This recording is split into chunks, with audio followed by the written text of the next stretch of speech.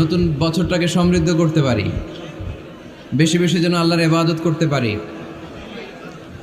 নতুন বছরে আমরা শপথ নেই, আমরা যেন অন্তরে হিংসা লালন না করি, বিদ্বেষ লালন না করি, আমরা নিজেরা যেন কাদা ছোড়াছুরি না করি, আমরা যেন মিলেমিশে একসাথে একাকার হয়ে যাই।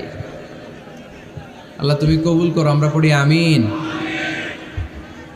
60টা জিনিস মানুষ মরে যাওয়ার পরে তার কবরে পৌঁছতে থাকে।